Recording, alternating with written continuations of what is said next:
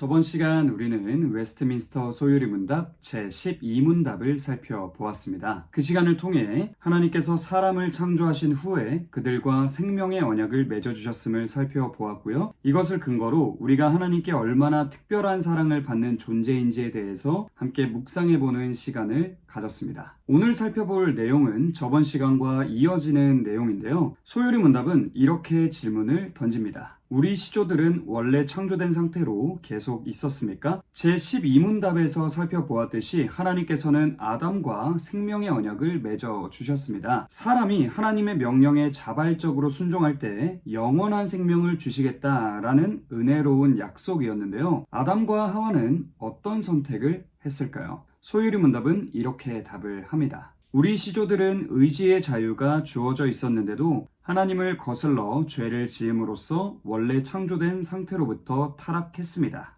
이 답변을 간단히 요약하자면 아담과 하와는요, 창조된 원래의 상태로 있지 못했다라는 겁니다. 그럼 어떻게 되었을까요? 의지의 자유를 가지고 타락했습니다. 은혜로우신 하나님께서는 아담과 하와에게 모든 것을 주시고서 선악을 알게 하는 나무의 열매만을 먹지 말라고 너무나도 쉬운 시험을 주셨는데 그 시험에 실패해서 아담과 하와가 넘어져 버리고 말았습니다. 그들은 외부의 압박이 있었다거나 그 열매를 먹을 수밖에 없는 어쩔 수 없는 상황, 예를 들면 이런 거죠. 먹을 것이 없어서 굶고 있었기 때문에 그걸 먹어야만 했다. 이런 상황이 만들어져서 금지된 열매에 손을 댄 게 아니라는 겁니다. 아담과 하와에게는 에덴 동산에 있는 모든 것들이 모든 나무의 열매가 허락되어 있었으므로 굳이 이 열매에는 손을 댈 이유가 어디에도 없었어요. 그러니까 그들은 분명히 의지의 자유를 가지고 직접 그 열매에 손을 대고 그것을 먹기로 선택했다라는 겁니다. 여기서 말하는 의지의 자유에 대해서 토머스 보스턴은 이렇게 이야기하는데요. 의지의 자유는 의지가 어떠한 강제 없이 오로지 자신의 생각과 판단에 따라 스스로 택하거나 거부할 수 있는 상태를 가리킨다. 그리고 사람은 자신이 어떤 상태에 있든지 그런 의지의 자유를 지닌다. 자, 그리고 여기서 우리가 한 가지 더 생각해 봐야 할 것은요. 태초의 아담은 지금의 우리와 다르게 죄가 없는 상태에 있었다라는 겁니다. 오늘날의 우리는 원죄를 가지고 태어났기 때문에 망가져 있어요. 그래서 지식에 있어서도 지혜에 있어서도 그 밖에 모든 것에 있어서도 무능함이 따르고 부패함이 따라 붙습니다. 그런데 죄가 없이 태어난 아담은요,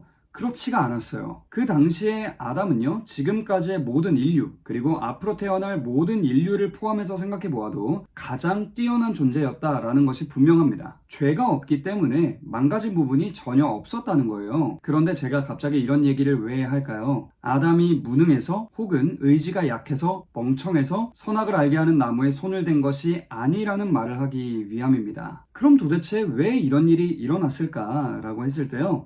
한 신학자의 말을 좀 제가 인용해보고 싶은데요. 한번 들어보시기 바랍니다. 하나님이 인류를 지으시고 그들에게 자유의지라는 위험한 선물을 수여하심으로써 자신의 영원하신 삶 속에 한 가지 혁신적인 새로움을 도입하신 것은 정말 신비롭고 불가사의한 일이다. 그것은 진정 위험천만한 선물이었을 뿐 아니라 결국 우려가 현실로 이루어진 치명적으로 해로운 선물이었다. 전 시간에도 이야기했듯이 창조주 하나님께서는 피조물에 불과한 우리 인간과 인격적인 관계를 맺기를 기뻐하셨습니다. 그러니까 인간을 자유가 없는 기계적인 존재로 만드시지 않고 자유가 있는 인격적인 존재로 만드셨다는 거예요. 심지어 이 자유 안에는 피조물에 불과한 우리 인간이 창조주를 거역할 수 있는 자유까지 포함되어 있었어요. 그래서 아담과 하와는 자신의 창조주를 잊어버리고 하나님께서 주신 모든 것들에 대한 감사함을 잊어버리고 자신에게 주어진 놀라운 자유를 활용해서 순종이 아니라 반역을 선택했던 겁니다. 이렇게 말하는 건 좀 이상할까요? 아담과 하와가 멍청해서 죄를 지었다기보다는 너무 잘나서 직접 하나님이 되고자 죄를 지었던 것이죠. 사실 이게 참 아이러니한 일입니다. 하나님의 은혜로 모든 것을 소유한 사람이, 모든 것을 누리고 있는 부족함이라는 것이 없는 사람이 한없는 사랑과 은혜를 부어주시는 자신의 창조주를 거역했다.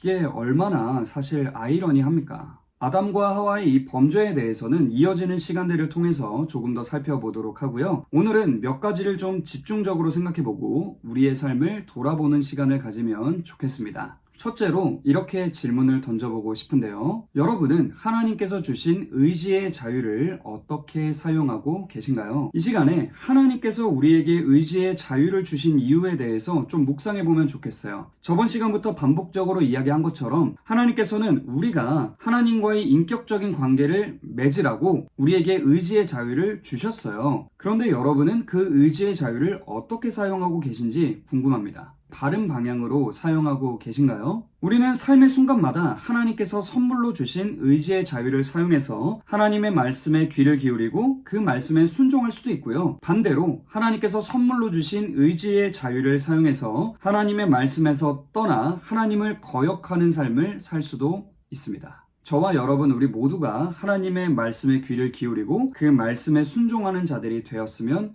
정말 좋겠습니다. 둘째로는 이렇게 질문을 던져보고 싶은데요. 여러분은 하나님의 말씀을 무겁게 생각하고 계신가요? 창세기 2장 17절에는 이런 말씀이 있습니다. 선악을 알게 하는 나무의 열매는 먹지 말라. 내가 먹는 날에는 반드시 죽으리라 하시니라. 아담과 하와가 직접 하나님이 되고자 했던 그 순간, 그들은요, 하나님의 이 말씀, 반드시 죽으리라 라는 이 말씀을 무겁게 생각하지 못했습니다. 그런데 사실 오늘날의 우리도 똑같지 않나요? 하나님의 말씀을 무시할 때, 하나님을 거역하고 하나님께 반역할 때 우리에게 어떤 일들이 일어날지에 대한 성경의 경고들을 우리가 무겁게 생각하지 않습니다. 우리는 하나님의 말씀에 순종하지 않고 하나님과 멀어지는 삶을 살 때 반드시 참된 행복과 참된 기쁨을 잃게 됩니다. 그런데 우리는 너무나도 많은 순간에 이 사실을 무겁게 생각하지 않습니다. 사랑하는 여러분, 저는 저와 여러분, 우리 모두가 하나님의 말씀을 무겁게 생각하는 자들이 되었으면 정말로